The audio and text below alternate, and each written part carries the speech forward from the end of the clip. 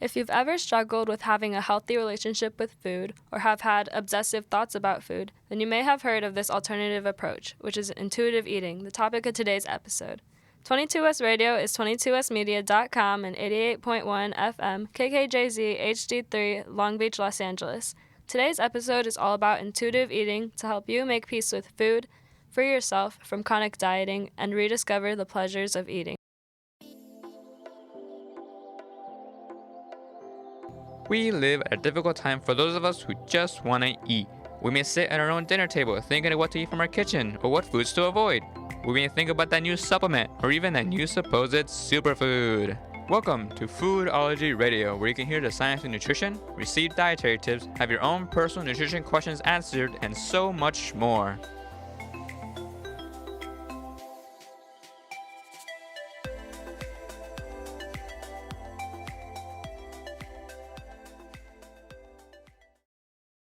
Disclaimer. This podcast is intended for educational purposes only. We are nutrition students, not medical professionals. This information should not be substituted for professional medical advice, diagnosis, or treatment. Before making any substantial changes to your diet or lifestyle, please consult a physician, registered dietitian, or other medical professionals.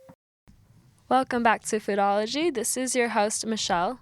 And I'm Aaron, and we actually have a guest today. And her name's Diana. And do you want to say hi, Diana? Hi, guys. Yeah, so she may come in every once in a while to talk about the topic of today's show. So that's pretty exciting if you tell me about it. Yeah, we're excited to have a new volunteer on board. Yeah, so she'll be helping out with a lot with this show, hopefully. And hopefully you guys will get to meet her more often as we have her on the show more often as well. So, Michelle, tell me, what is the topic of today's episode before we get started on nutrition news? So the topic of today's episode is intuitive eating, Ooh. and this is a really popular trend right now in nutrition. You may have heard of it, but it's like basically an alternative way to dieting. So many of us may struggle with chronic dieting or being obsessive with food, and this is kind of a way to reduce some of those symptoms. Yeah, so definitely could help with some people if you're having issues with going through your day without just thinking of food constantly. So at least it has helped me out a good bit with my previous history, at least the past year. So it's been an interesting journey learning about it. Yeah, so the concept of intuitive eating is actually based on a book by Evelyn Tribole, and it was written in 1995, but it's becoming more and more popular today. Yeah, so for more clarity, it was first published in 1995. There's newer versions coming out of it, but at least the original version is from 1995. And following from that, we can also go to the nutrition news today. So my article is on this title: Socioeconomic status is a major contributor to underweight and overweight in India. So supposed to be women. I don't know why they didn't put that in there. I need to put that in there. Women. So the article is actually from the American Society for Nutrition, and I found this pretty insane that it's stated that 40% of underweight women in the world are from India. Which I don't even know how that's crazy. 40% of women, that's like almost half of underweight women are in India. That's a lot of people in one country. Right? That's a lot of responsibility in one country for counting as underweight. And interestingly enough as well, this also has not just this extreme, the underweight extreme, but also the overweight extreme. So the country is actually rated I think third in the world for the highest rate of obese women in the population. So India has both issues to deal with, the underweight problem, but also the overweight problem as well.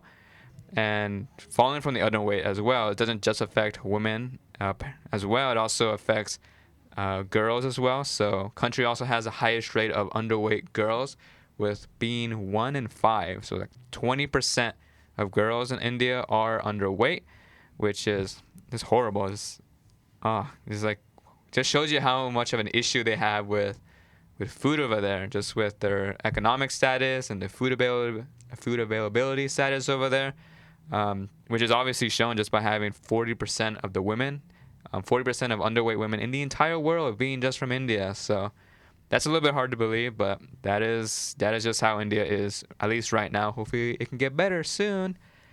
And the survey, this article further goes on in a study that was done in India. It mentions a survey from the National Family Health Survey. And the survey was done from 2005 to 2006 and from 2015 to 2016. And the survey looked at BMI, urban residents, diet diversity, latrine use, which I had to look this up what this was, but it's supposedly just a toilet or a more simple facility. So think of like stone toilets or holes in the grounds, apparently. So that's a new word I learned today, latrine. And education status as well.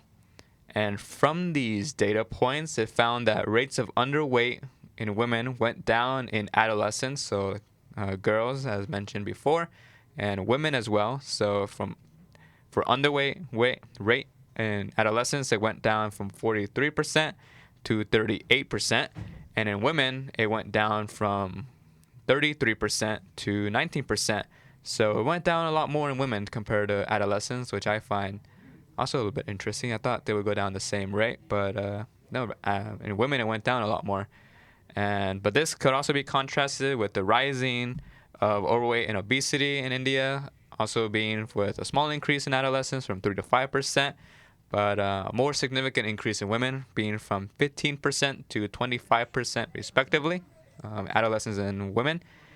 And the study also found that, I guess to no one's major surprise, that higher socioeconomic status, education, improved diet diversity, decision-making, and ownership of money is associated with lower rates of underweight in women, and the same as well being for adolescents. And as I mentioned before, this could also be presumably to blame with the higher rates of overweight and obesity in women. So more women in the population are not having the issue of being underweight, but also more women, or fewer women having the issue of underweight, but more women are also having the issue of overweight and obesity. So we're kind of switching hands with what we're having to deal with in the population. So there's being room for improvement as well. And the study estimates that rising socioeconomic status accounts for around 29, I almost misspoke, percent of the reduction in underweight and 40% of the increase in overweight. So socioeconomic status, obviously, as we can kind of logically think through this, has a major contribution on how much we weigh, and that determines if we're either underweight or if we're overweight. So obviously, if you're not having that much food, if you have so little money that you can't even afford food, you're forced to just not eat that much in a given day. So you're going to be underweight, presumably. And if you have a lot more money, and if you have a lot more money to spend on food, you may have to be overbuying or consuming more luxurious foods that are higher in calories over there in India. And this could put you at higher risk being overweight in India as well. And the study then concludes that being that socioeconomic status is not the only driver of or not the only concern for our population for them to be at a healthy weight, but that we also need to look at other things such as education and, of course, the affordability of fresh foods, fresh whole foods. So we need to make the public more aware of the benefits that nutrition has on the general population, so reducing chronic disease and, of course, having healthier pregnancies and also just feeling better as well. But also we got to focus on making not so processed convenience foods so just the norm. And we also have to make higher incentives and higher affordability profiles for produce and like fresh fruits and vegetables as well. So what do you think about this, Michelle? Do you have any thoughts as I'm reading through this, the issues that India is having with both extremes of this, the overweight and also the underweight, and how India accounts for 40% of underweight women in the entire world? That's just crazy. Yeah, that's a crazy statistic. As always, food security is a huge issue in developing countries and all around the world. And the article was speaking about women specifically in India, or did it talk about men at all? That's a good question. This article actually interestingly doesn't mention men at all, which I don't know why it wouldn't, but it just focuses on women, which is an interesting note of the article. It doesn't focus on men at all, it just focused on women.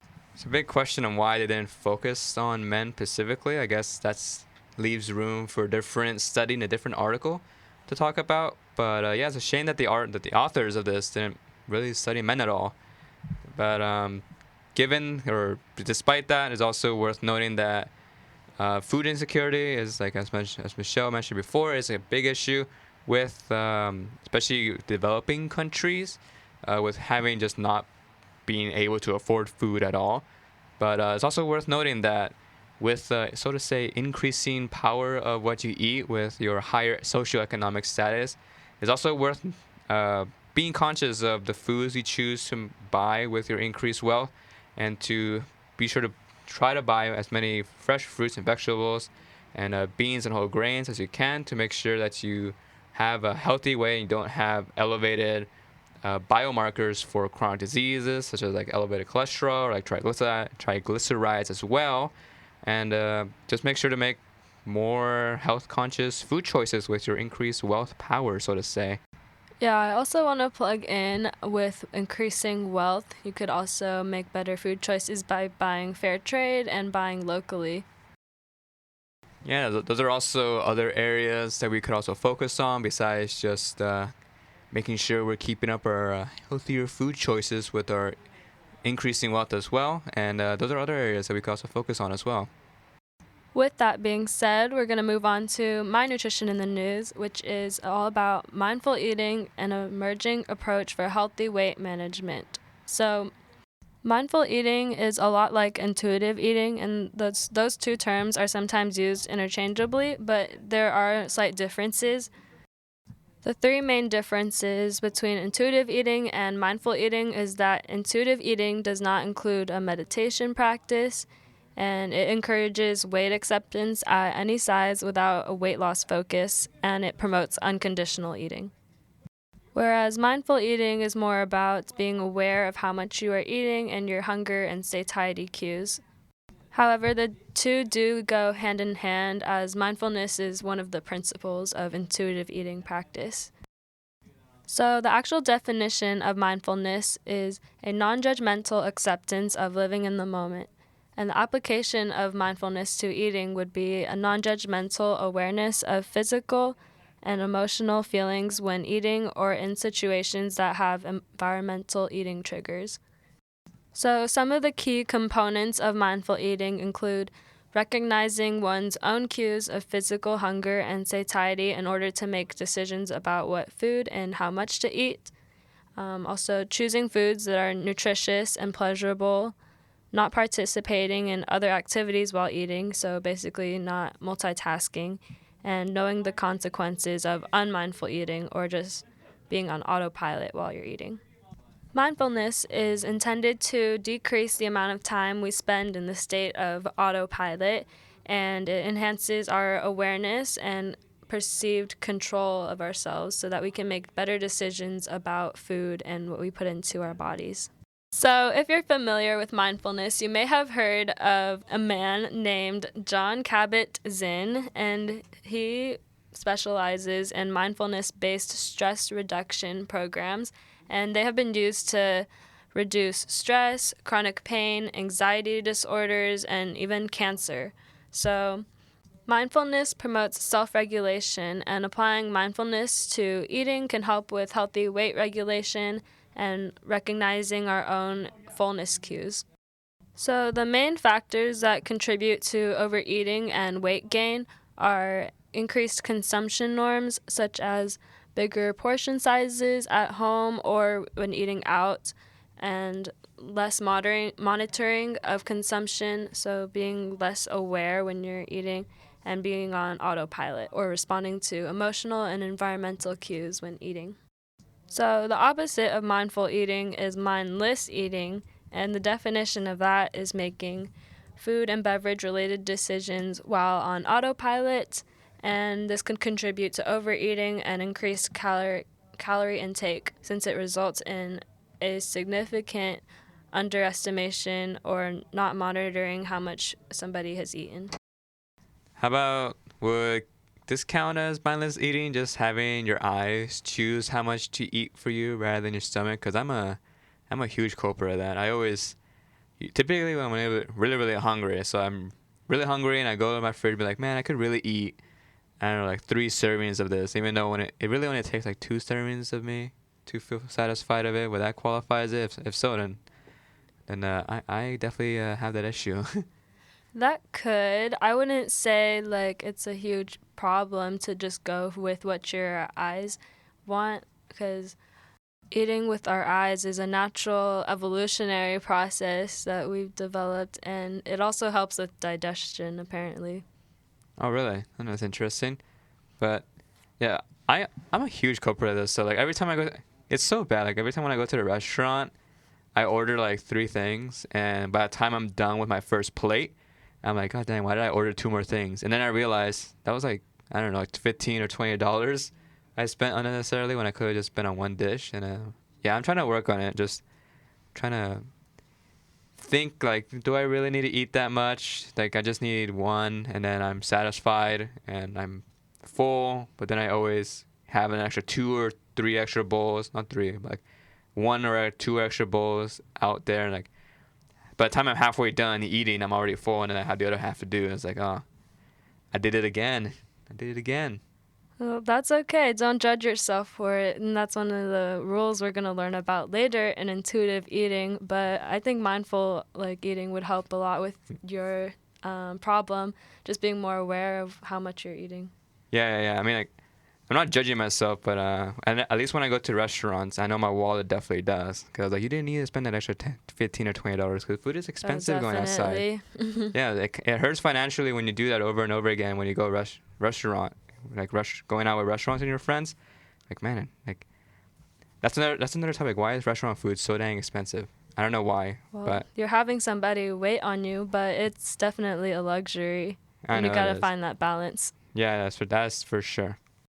Well, getting back to my article, this cross-sectional study found that mindfulness enhanced one's feeling of control and decision-making with regard to portion size. Participants who reported themselves to be mindful eaters as measured by the Mindful Eating Questionnaire moderated their portion sizes better, ate less energy-dense foods, and reported less emotional and stress eating.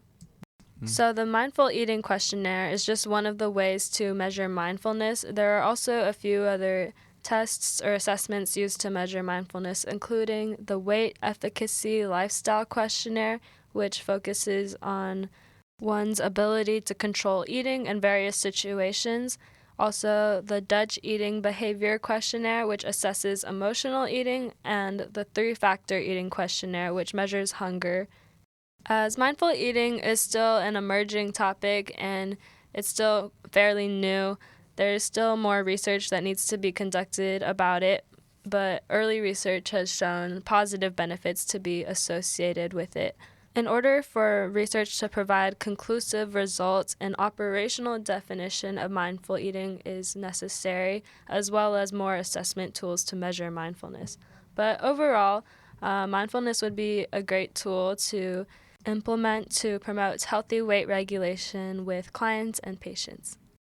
Yeah, I think all of us could benefit to some extent from having more mindful eating practices into our own eating regime. So pay attention to our food, making sure what you know, the taste that you're eating, what you're eating, how the smell of the food that you're eating, just being aware of every single bite you're taking, and also being sure to just sit back and feel your sensation cues, like your fullness cues as well. It's just helping you get more in tune with your body, exactly what you need, and even what you want as well, with following what your body wants at the time as well.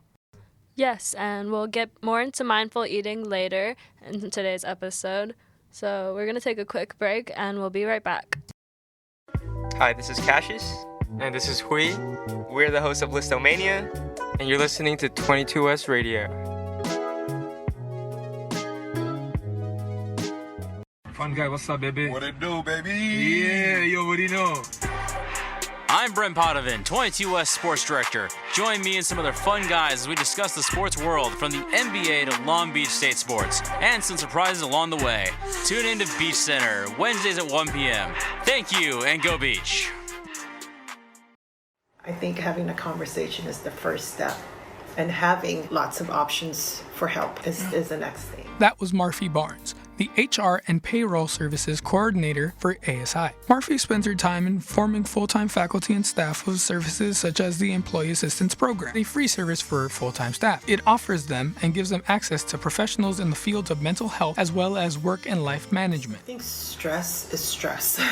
No matter what age you're in and what age range you belong in, we have stressors in our lives. You know, there's physical stress, there's the youth stress, and the good stress. One of the reasons that Barnes is driven to inform people of this is because of the fact that she herself has dealt with this in her life. This being a result of built-in stress that she had, which was resulting in high blood pressure. I actually went to EAP to talk about that. I'm like, what do I need to do to handle that? Be real, my BP's going up. At the end of the day, Marfi Barnes knows what it means to be a member of this stressed out society. It's hard because with us, we have a job to do.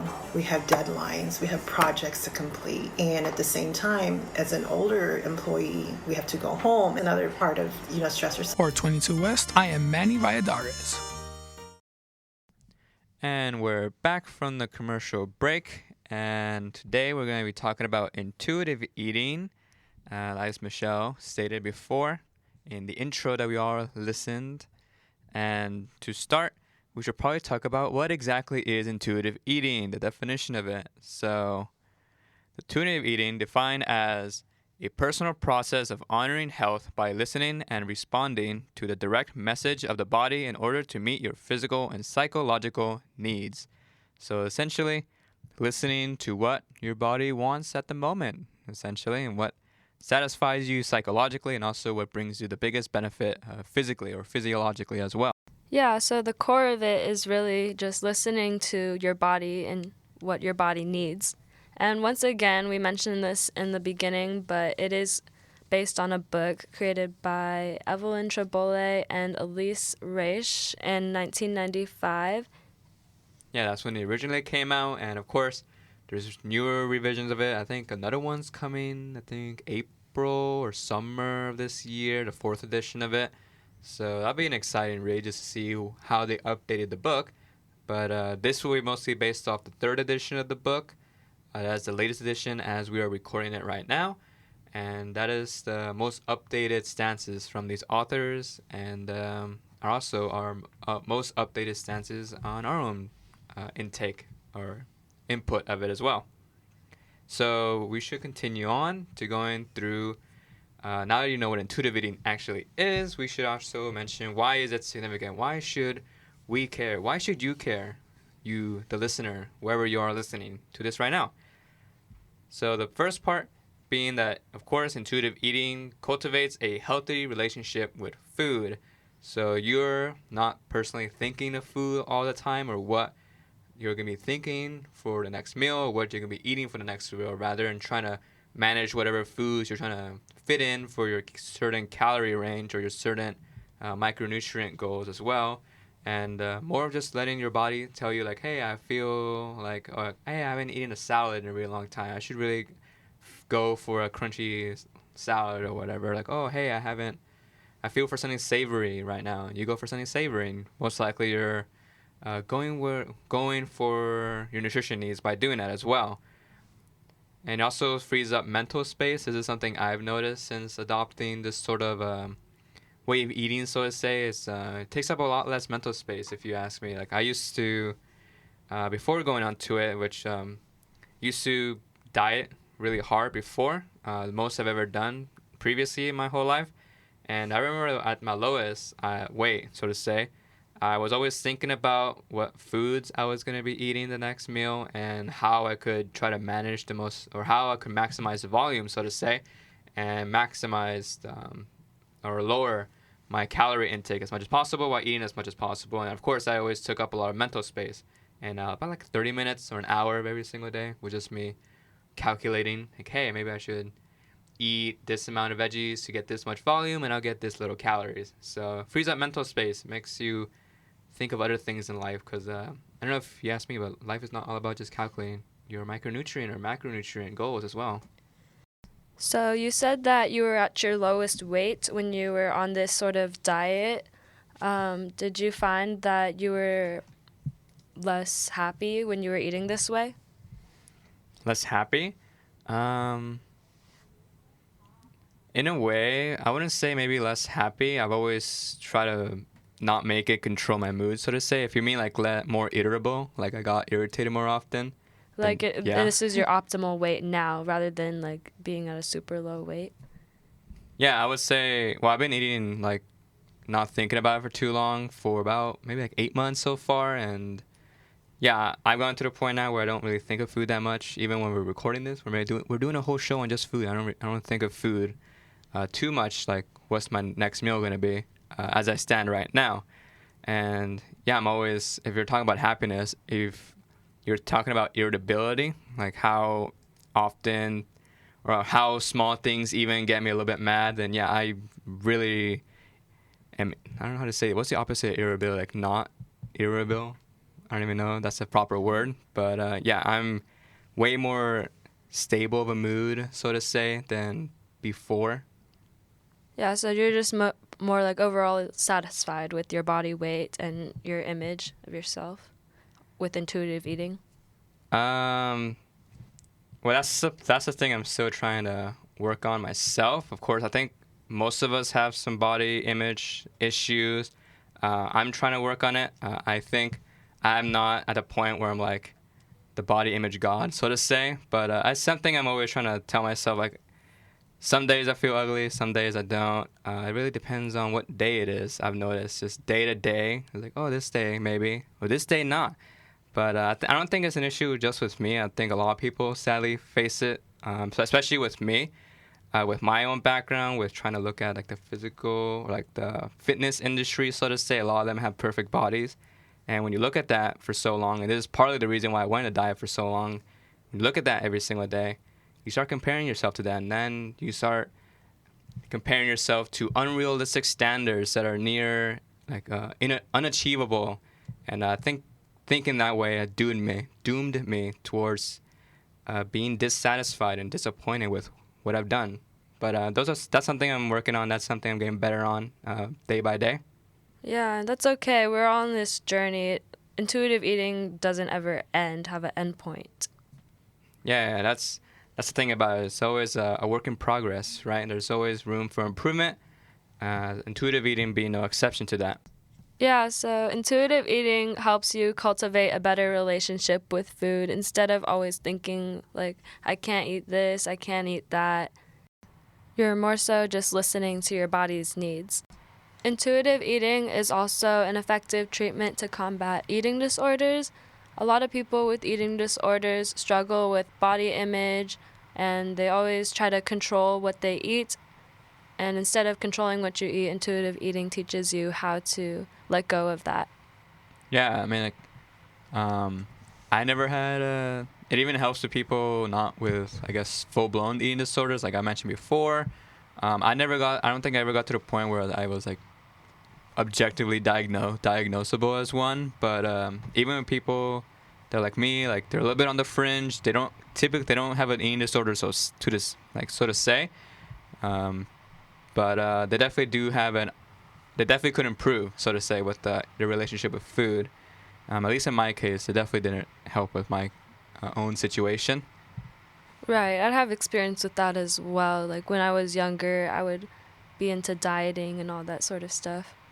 Yeah, I think a lot of people who are focused so much on health, if you were to ask me, I think a good portion of them have issues with this, at least in one point of their lives. But eventually we all realize that life has better things to focus on rather than just focusing on food all the time. And it really is better if we don't focus so much on it and give ourselves a little bit of leeway, give ourselves a little bit of forgiveness and positivity with our own food choices as well. Yeah, and that brings us to the third benefit, which is it's a solution to dieting and diet culture. Rather than going on these crazy restrictive diets and then quitting them, failing, and hopping back on another one, it just becomes this cycle. We learn to listen to what our body needs and eat in a sustainable way that is healthy in the long term. The main thing I want to stress about intuitive eating is that it is not a diet, it is not a meal plan, which is short term, it's a lifestyle, and it's a permanent way of living. Yeah, exactly. So just to go back to the previous point of Michelle just said, is it's not a diet, so to say, in respects or in terms of limiting any food group permanently away from your own eating regime just for the purpose of it's an unhealthy food and you'll feel naughty and bad about eating it. But just keep in mind, with this in mind, it's still a principal way of eating to eliminate thinking certain foods are bad, as we mentioned before. But it's still, even within these principles, to try to still intuitively eat fruits, vegetables, whole grains, and healthy proteins most of the time. And just to not feel naughty about having, I don't know, like say 10 or 15 or 20% of your foods coming from foods that society or that you may have previously thought of being quote-unquote naughty or quote-unquote bad foods to be eating. And it's okay to eat these foods every once in a while, just to keep in mind that try to eat mostly fruits, vegetables, whole grains, and proteins for most of your meal, and try to eat intuitively within those parameters as well. Yeah, so that's that gentle nutrition aspect of intuitive eating, which we'll get into later. Yeah, we will. So that's be an exciting part to get into, but we gotta get through other things before we get through that as well. So how can we apply intuitive eating? Well, that's a good question, Michelle. Yeah, there's 10 principles according to Tribole and Resch, and the first principle is to reject the diet mentality. So when we're talking about rejecting the diet mentality, it's mostly in regards of avoiding viewing food as a way of manipulating your body to obtain body standards that, as I previously mentioned before, may be unobtainable, and destine yourself to be disappointed with the results you're bound to get by trying to manipulate food that way. And it's really not fun when you're on a diet. You have to deal with social withdrawal as well. Like when you are invited out to eat with friends, you have to say, I can't eat this. It's really hard to go out and enjoy your time with your friends when you can't eat what's on the menu. Yeah, that's one of the biggest drawbacks of dieting. Just like you're going out with your friends, and you may not have that many options. At least you don't think you have that many options, and you're not going to allow yourself to buy certain foods that you think you are bad to eat, and that's just going to ruin the social situation. Everyone's going to look at you and be like, "Come on, man! Just try this dish, man." It's like, but you're like, "Oh no, I'm on a diet," and it just ruins the social situation in that way, and not allowing the eating aspects of going out with people as well. Yeah, you don't really think about the social impact it's going to have on you when you go on a diet, but it can really affect your friends and family as well. Another side effect of dieting that the author mentions is that Last Supper effect before you go on a diet. You're going to miss all the foods that you used to be able to eat, and before you cut those foods out, you have this big meal where you just eat all those junk foods, and instead you just end up eating more calories than you would have if you never went on that diet. And on the opposite end of that Last Supper effect, we have the food binge after dieting. So after you quit that diet because you just couldn't do it anymore for whatever reason, you go back to eating all the foods that you cut out before, and you eat in excess of it. Yeah, so you're eating your diet, and then when you're done with that diet, a lot of people end up actually just eating a lot of the foods that they previously forbidden, but in such huge quantities where they often feel pretty sick after the meal, and for some people it may be so bad that they actually go on a full-out binge, and you just feel so full and you feel so sick.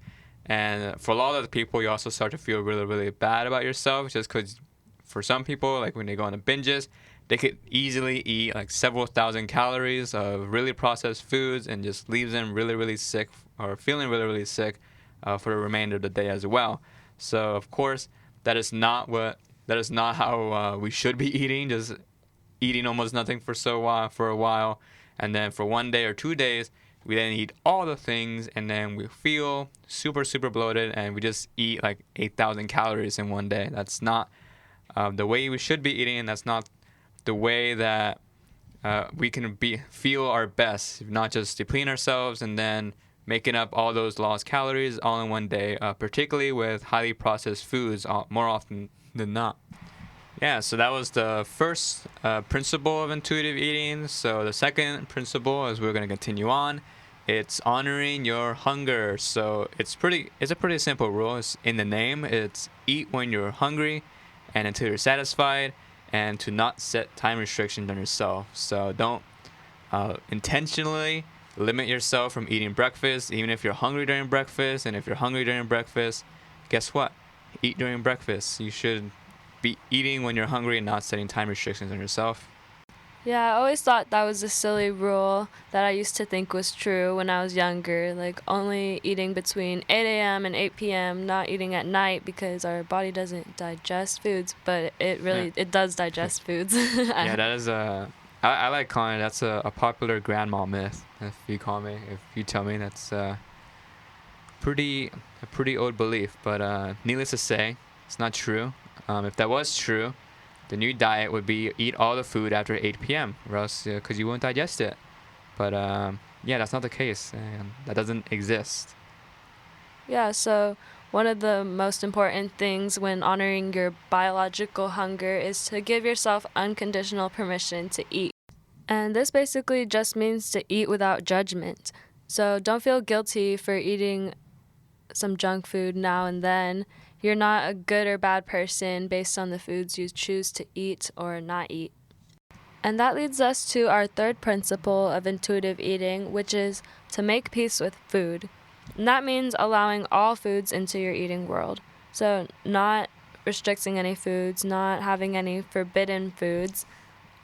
And some will even go to say, eat whatever you want. Once you truly know that you can eat whatever you want, that intense desire to eat will eventually decrease. Because when you're depriving certain foods, you're in a way sort of putting that food on a pedestal, even though it may not be that great. Because it's so forbidden, you might begin to romanticize that food a bit more. So there are actually 5 steps to making peace with food that AAA outlines in her book. The first step is to pay attention to the foods that are appealing to you and make a list of them. This will help you figure out what you really want to eat. The second step is to put a check by the foods that you actually do eat, then circle the remaining foods that you've been restricting. So this will help you figure out what you've subconsciously labeled as bad foods. And the third step is to give yourself permission to eat one forbidden food from your list, then go and buy the food and eat it. So this will help you break free from food rules and eat what your body really wants. The fourth step is to check in with yourself to see if the food really tastes as good as you imagined or if it really wasn't that great. So it'll help you discover if you really enjoy the food as much as you thought. If you find that you really do like it, then go ahead and keep buying it and consuming it. And that leads us to step 5, which is to make sure that you keep enough of that food in your kitchen, or if you're uncomfortable with that, make yourself free to order it at a restaurant or something. Giving yourself unconditional permission to eat will really help you see food for what it really is rather than a tool for weight loss. Yeah, using these sort of principles can really help people understand the values of food when it comes to social gatherings, but also in terms of just being satisfied with your own meal plans and not having or not thinking too much of what foods to avoid, but also what foods that they can have or what foods they feel like having the next meal as well. And the fourth rule, or not the fourth rule, the fourth principle being challenge the food police is what they call it. And it's pretty straightforward with what it tries to tell you. So it's just, put it simply, it's just don't let others' judgments on your quote-unquote unhealthy food choices or bad food choices dictate how you eat, and especially how you feel on what food choices you make personally. And again, like, your emotions shouldn't be tied with how other people see you regarding you with just what you eat. Challenging the food police really comes down to that negative self-talk that we have in our heads. So really pay attention to your internal voices that are controlling what you eat. Yeah, Michelle brings up a good point right there. It's just food police isn't just people in your own lives, but it could also be your own self-awareness and just self-conscious, right? Like we all have our own personal food police inside of us, and sometimes it's necessary to just stop listening to that person, whoever that may be in your own head, and just follow what you think is best for your own health and your own intuition as well. Yeah, oftentimes it's not even somebody else that's telling you what to eat. It's your own internal voices, maybe from what you've heard from society, but it really comes down to your own self-talk. And with that being said, we're going to go on a quick commercial break, and when we come back, we'll go into our last 6 principles of intuitive eating. What a beautiful day to be listening to some music with me. My name's Eric, and you're listening to 22 West Radio. 22 West Radio is 22westmedia.com and 88.1 FM, KKJZ, HD3, Long Beach, Los Angeles.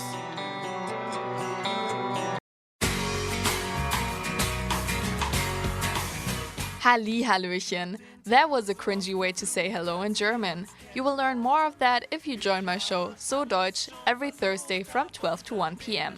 I'm not only playing good German music and teaching you weird German words, but I will also tell you everything I know about the country. So listen to So Deutsch on 22westmedia.com. The Isabel Patterson Child Development Center is a place on campus which provides child care services for student parents. With the mission to ensure no student parent is denied a higher education due to lack of affordable child care, the Isabel Patterson Child Development Center offers services for children from 6 months to 2nd grade. More information on the Isabel Patterson Child Development Center can be found at asicsulb.org and searching Child Development Center. And we're back from the commercial break. And we're going to continue right off where we left off before the commercial break. So we were just talking about challenging the food police, and now we're going to go on to the next 5th principle of intuitive eating, mentioned by the authors of the book we're referencing. And the 5th principle they call feel your fullness, which again is a little bit straightforward. It's just you're eating, you go back and you ask yourself, do I feel full? That's a oversimplified version of it, but really it's just asking yourself if you feel satisfied from your food. So while you're eating, it's important to make sure to just step back and feel your body's signals or hunger or satiety sensations, and really ask yourself if you really do want to continue eating whatever you do happen to be eating in front of you.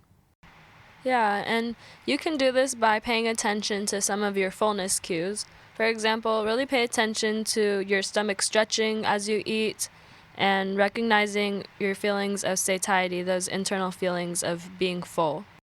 So when you do successfully keep these principles in mind, you can find that the feel your fullness principle actually helps you regulate your food intake so you prevent overeating, and thus making a healthier eating pattern with not undereating but also not getting indulgent and binging or overeating in general as well. Yeah, when you're not really paying attention to your fullness cues, you're more likely to overeat. Some examples of when you're more likely to overeat, maybe when you're out with friends, that social influence will really encourage you to eat more if everyone's ordering food. Studies have actually shown that you're more likely to eat more when you're at a gathering rather than when you're just eating alone. And this is likely to do with the fact that eating with others increases the duration of a meal. So you're eating for a longer period of time, you're just going to pick at your food even more. You're also more likely to overeat if you wait until you're starving to eat. So it's important to have little snacks in between meals so that you don't get overly hungry, because your initial hunger level may cause you to overeat and override your internal satiety signals. Another part of feeling your fullness is breaking free from your conditioning. So from childhood, we've always been taught to finish everything on your plate. We don't want to waste food, but these are all external cues, and feeling your fullness really has to do with your internal cues. So it's okay to not finish your entire plate. If you're uncomfortable with wasting food, you can always bring a to-go container and save it for leftovers. If you're really in tune with your body, then leaving some food on a plate won't bother you anymore. So, if you're listening to all your fullness signals and you feel physically full, but you still feel like something's missing, you may be missing the satisfaction factor, which is principle 6 of intuitive eating. Food is meant to be enjoyed, and we should feel satisfaction when we eat foods. Yeah, exactly. So the satisfaction factor, specifically taking in regard substitutions of quote unquote like bad foods with diet foods. So trying to avoid or replace your previous foods with low calorie foods that really are not satisfying at all to most people. It's like low calorie salads, cucumbers, carrots, or celery. Trying to eat those on very large quantities will not satisfy your own personal cravings and your own body sensations, and will just leave you emotionally drained or like emotionally empty when it comes to the foods that you eat. And it's also important to just following this is to also allow yourself to eat really tasty, really satisfying meals, but even if they're not the healthiest foods from time to time, just to feel your own satisfaction factor so you don't feel emotionally deprived from your own food choices. Yeah, like don't substitute like a slice of bread for a rice cake when you really want a slice of bread. Yeah, don't try to replace like a really high calorie food. Like if you're, I mean, like we can make a whole episode on this later, but if you're avoiding gluten, like be it better to just eat the bread with gluten, unless you're intolerant to it. But like just by perspective, if you're pure dieting, you probably want the bread. That's what your body wants. That's what you emotionally want. You don't want specifically that stick of celery or whatever food that's really low on calories like that. Yeah, and I feel like especially us Americans really forget the satisfaction factor. A lot of other cultures have certain words for that satisfaction factor, and they really incorporate it into their daily way of eating. We have a little hack for finding the satisfaction factor when eating. So there are 3 S's of satisfying eating, which is to eat slowly, eat sensually, and savor every bite. Yeah, so if you follow those principles, you're bound to have satisfaction in mind whenever you're choosing your next meal. So the next principle, following from that, being the 7th principle actually, is honor your feelings without using food. So when you're trying to go down with your own emotions and try to cope with your own emotions, try not to rely on food when it comes to suppressing your emotions, because food is not going to be the answer to whatever you're dealing with. And it's not certainly going to be the most healthiest way of coping with your own emotional come down as well.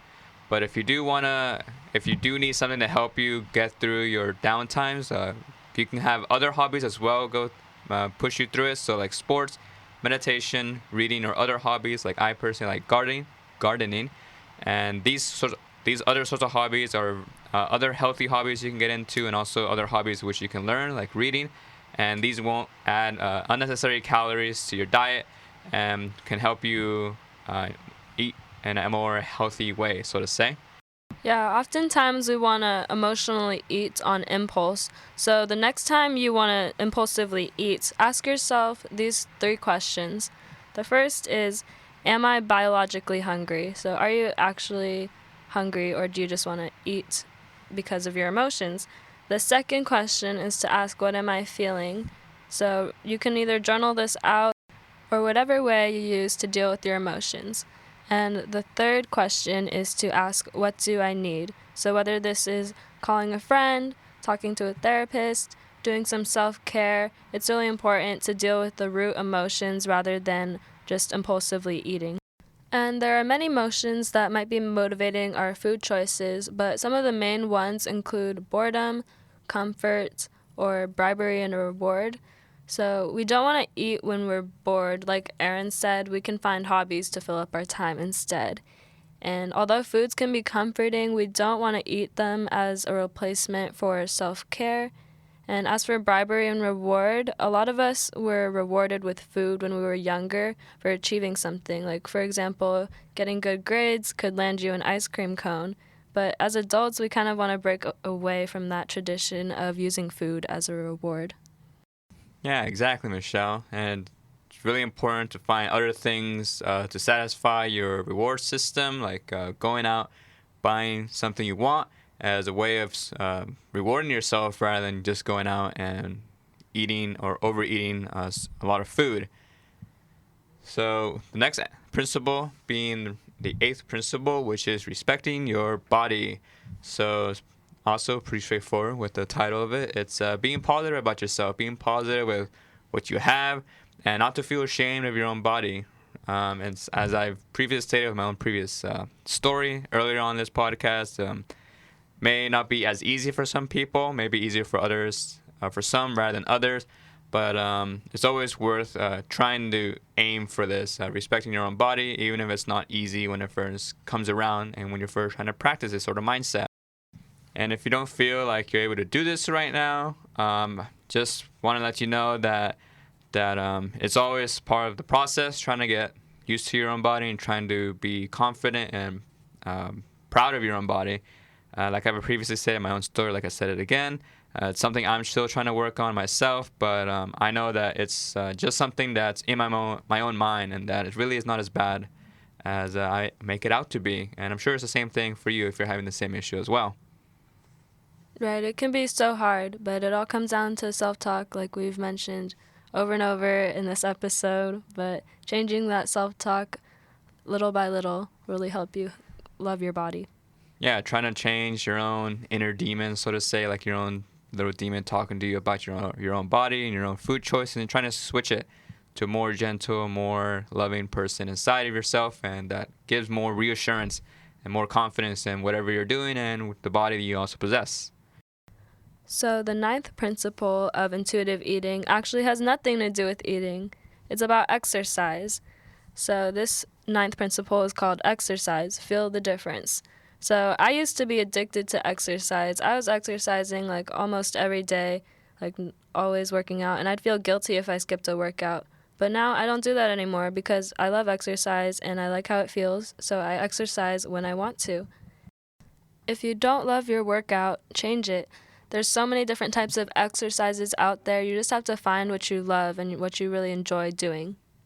Yeah, so it's also important to be active and it's a sort of activity that you personally enjoy doing. So exercise isn't just running and going to the gym. Weightlifting, there's other sports you could also do that you could enjoy. So if you don't enjoy running, like I don't enjoy running too much, you can find biking. I enjoy biking way more than I do running, and it's still some form of physical activity. And if you don't enjoy weightlifting, you can also try some other forms of athletic performance or exercises that you can stick with. That's the most important thing when it comes to physical activity, is finding something that you can stick with and that doesn't feel too much of a burden, and that you feel excited to go next time you go in the gym again or next time you go in the field to play again. Yeah, and you can also just make movement a part of your daily living. Like you have to walk to work or school. You can take the stairs instead of the elevator. Just make movement part of your daily life, and it won't be a chore. Yeah, it would just be part of your daily life, and you won't really think about it that much. Like I ride my bike to school, and I don't really think about it that much. And that's a good example of trying to incorporate physical activity in a way that you enjoy doing, and better yet, in a way that just makes it part of your daily living and a way of transportation as well. Also, don't feel pressured to work out every day. Take a rest day and take it seriously. Yeah, and that's a really good point, Michelle, just to make sure to have rest days and to just give your body a rest from the physical activity that you are doing, and just not to overkill whatever physical activity you are engaging in. So the next principle being the 10th principle and the final principle of intuitive eating, which is called honoring your health, or also called gentle nutrition. So this aspect of intuitive eating simply just calls for you being aware and incorporating some fruits and vegetables, whole grains, and healthy proteins into your diet, and to avoid exclusively eating heavily processed foods every single day. This just with the aim of having good care for your own body and to just make yourself feel good, and also, of course, making yourself healthy as well. Yeah, and this is where most people go wrong with intuitive eating, because most people think intuitive eating and they think that means they can eat whatever they want, all the junk food, but that's not true. Like we mentioned earlier, we have that 80-20 rule. 80% of the time we want to eat healthy foods that are good for us and feel good on our bodies, and then 20% of the time we want to eat foods that taste good and we really enjoy eating, even though they might not be the healthiest. Yeah, it's all about finding a good balance between trying to promote your own health, but also trying to allow yourself to enjoy life every once in a while and to feel satisfied mentally as well, and having a good social experience with any friends that you happen to be going out with that night or day as well. So hopefully after listening with us, you can apply some of these principles in your life and see how you change mentally as well, and see how your relationship with food may change after listening with this. But one thing to keep in mind when going through your own journey is to keep in mind that it is, in fact, a journey. And if you do overeat, like we said before, not to feel ashamed of yourself, if you feel like you failed in intuitive eating, like you weren't listening to your own body. But keep in mind that if you do overeat or do have episodes of overeating or undereating, it's not to be considered as something to be ashamed of or not a mistake, but also just as a lesson, and to keep in mind this experience going in the future. And whenever you do make your own future food choices, it's important to keep in mind the things that you've gone through and how you felt after. And you may think that, oh, before I ate a lot, like overate, and I felt really, really bad. And next meal, you may keep that in consideration, and you may end up choosing to better intuitively, or to eat more intuitively, and to prevent yourself from overeating a second time. Or if it keeps on happening again, eventually you may learn that whenever you do this over and over again, you tend not to feel so good, and eventually, hopefully, you can stop doing your overeating episodes as well. Even though intuitive eating may be applicable to most people in a wide variety of situations, it is important to acknowledge the limitations that intuitive eating may have in certain situations, or where it may be questionable, or where it may be questionable in the sense of, is this truly intuitive eating? And the first one being those of us, or those who may be obese with a very, very high body fat percentage. So if you're 40 or more at some times, or 35% body fat, it may be necessary to manage your own nutrition status and your own nutrition meals to better optimize your health in the long run. And this may include having to lose some weight just so you can get down to a more healthy BMI range, and so you can lower your own biomarkers like cholesterol, triglycerides, and blood pressure, so you can be in a better state of health in the long run as well. And these people who tend to be very, very overweight with a high body fat percentage, they of course tended to fail to keep in mind the gentle nutrition aspect of intuitive eating, and they tended to eat very, very high processed foods all the time. So although they may be intuitively eating in that sense, they're not keeping in mind the gentle nutrition when choosing their meal plans, and they tend to overeat with the really, really high calorically dense foods, and that's how they tend to get to these really, really high body fat percentages in most cases. Of course, there's some minute cases of just genetic disorders or just diseases, but for the most part, most people who have really, really high body fat percentages just tend to have unoptimal eating plans. Another aspect that intuitive eating may be questionable at times is those following specific diet plans for religious or moral reasons. So veganism being a very, very popular example of this. So it may not see that intuitive eating may be applicable to veganism, but it's important to keep in mind that for people following certain diets for religious or moral reasons, that these are for different reasons other than weight loss, and that some of them may not even view animal products like meat, dairy, or eggs as food products in general. And following this, it is then very, very reasonable and very applicable to still follow intuitive eating, even if you are following certain diets for moral reasons or religious reasons as well. And that concludes this week's episode on intuitive eating. But before we go, we have a quick recipe for you. So this week, I decided to share my 3-ingredient pancake recipe. It's super simple. You just need rolled oats, plant milk, and a ripe banana. So what I do is I blend up the oats first to make an oat flour, then keep that in a separate bowl, and you can add cinnamon to it to make it taste better. And then I blend up the banana and the milk together separately. Then I add it to the oat flour and mix it all together, and there you got your pancake batter. Yeah, it sounds really, really good. I'll be sure to try it next time I make pancakes. So thank you for listening today in our episode of Intuitive Eating, and we'll catch you in the next episode. Thanks for listening. Check out our website at FoodologyRadio.weebly.com. Send us your questions by email at foodologyradio@gmail.com or on Instagram at CSULB Foodology Radio. Catch us next week on Tuesday at noon.